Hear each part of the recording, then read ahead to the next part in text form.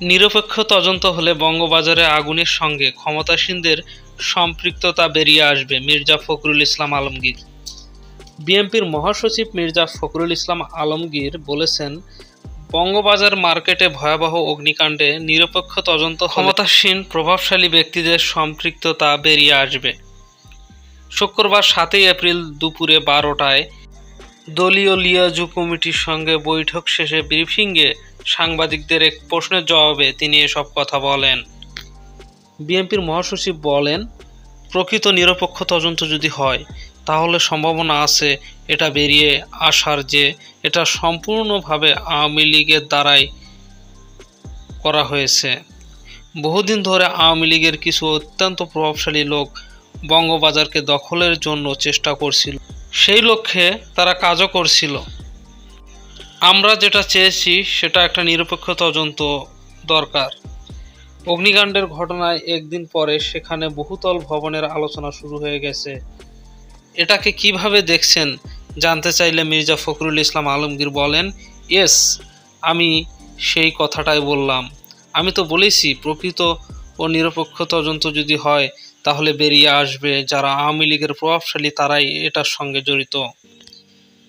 দলের স্থায়ী কমিটির সদস্য নজরুল ইসলাম খান বলেন, ওবায়দুল কাদের সাহেবের বক্তব্য ধরে আপনি সাংবাদিক প্রশ্ন করার সময় অন্যরা সাংবাদিকরা যেভাবে হাসতেছিলেন, আমার মনে হয় রোজার দিনে মানুষকে হাসানোর জন্য উনি এই বক্তব্য দিয়েছেন, আর কিছু না। তিনি বলেন, তারা বলেছিল রানা প্লাজার সাভারে গার্মেন্টস কারখানা সম্ভবত ধাক্কা দিয়ে ফেলে দিয়েছিল, সেই একই কথা এখন ওরা বলছে। বৃহস্পতিবার 6 এপ্রিল আজিমপুরে মহানগর দক্ষিণ আওয়ামী লীগের ইফতার সামগ্রী বিতরণ অনুষ্ঠানে দলটির সাধারণ সম্পাদক ওবায়দুল কাদের বলেছিলেন, বঙ্গবাজার ও আশেপাশে বিপণী বিতানে অগ্নিকাণ্ডের ঘটনায় বিএনপির হাত আছে কিনা তা তদন্ত প্রয়োজনে অনুভব করছেন। তিনি বলেন, দুর্ঘটনাকে কেন্দ্র করে ক্ষতিগ্রস্তদের পাশে না দাঁড়িয়ে বিএনপি ও ফখরুল ইসলাম আলমগীর সরকারের উপর দোষ চাপাচ্ছেন। বঙ্গবাজার সহ অগ্নিকাণ্ডের ঘটনায় নাশকতা কিনা, আন্দোলনের ব্যর্থ হয়ে বিএনপি এই ঘটনা ঘটাচ্ছে কিনা তা আমরা খতিয়ে দেখছি এবং তা তদন্ত করা দরকার। শুক্রবার বেলা 11টায় গুলশানে বিএনপির চেয়ারপারসন কার্যালয়ে 12 দলীয় জোটের লিয়াজু কমিটির সঙ্গে এই বৈঠক হয়। বৈঠকে সরকার পদত্যাগ সহ 10 দফা আদায়ে চলমান যুগপৎ আন্দোলনের কর্মসূচি নিয়ে আলোচনা করা হয়। 12 দলীয় জোটের সমন্বয়ক মোস্তফা জামাল হায়দার বলেন, আপনারা জানেন একটা গণ আন্দোলনের একইভাবে সমগতিতে সমধারায় চলতে পারে না। তার আপস অ্যান্ড ডাউন, তার তীব্রতা এবং বিভিন্ন পশ্চাৎপদতা থাকে। সেই প্রক্রিয়ার মধ্য দিয়ে আমরা অগ্রসর হচ্ছি। আজকে আমি এটুকু বলতে চাই, আমাদের সবার সম্মিলিত উদ্যোগ ও প্রয়াস নিশ্চয়ই আমাদেরকে আগামীতে জয়মুক্ত করবে, কামিয়াব করবে, এই সরকারের পতন অবশ্যম্ভাবী করে তুলবে।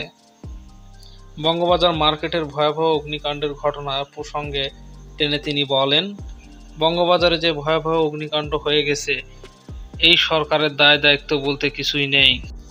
উল্টো রিমান্ডে নিয়ে সেই দরিদ্র নির্বিকার নিশ্চুপ হকারদেরকে নানা রকমভাবে হয়রানি করছে। আমরা এই সভায় তীব্র নিন্দা জানাচ্ছি। মির্জা ফখরুল ইসলাম আলমগীর বলেন, সরকারের লক্ষ্য তারা আগের কায়দায় নির্বাচন দেখিয়ে আবার ক্ষমতায় যাবে, সেভাবে তারা পরিকল্পনা করছে। সেজন্য যুক্তরাষ্ট্রের পররাষ্ট্রমন্ত্রী বলেছেন যে তারা সরকার সুষ্ঠু নির্বাচন দেখতে আগ্রহী, যে কারণে গতকাল প্রধান নির্বাচন কর্মকর্তার মুখ দিয়ে বেরিয়েছে যে যদি সবার অংশগ্রহণ না থাকে তাহলে সেই নির্বাচন লেজিটিমিটি নিয়ে প্রশ্ন থেকেই যায়। সুতরাং রিয়েলিটি ইজ দিস, যে এই আওয়ামী লীগ সরকারের অধীনে কোনো নির্বাচন হলে এবং আমাদের বিরোধী জোট আমরা যারা আছি তারা যদি অংশগ্রহণ না করি তাহলে সেটি নির্বাচন লেজিটিমিটিস থাকবে না। There is a reality. আমরা মনে করি সরকার আগের মতো একতরফা নির্বাচন করতে চায়, সেজন্য তারা জাতিসংঘের প্রস্তাব, নির্বাচন সহযোগিতার প্রস্তাব রিজেক্ট করেছে। এতক্ষণ ধৈর্য ধরে ভিডিওটি দেখার জন্য অসংখ্য ধন্যবাদ।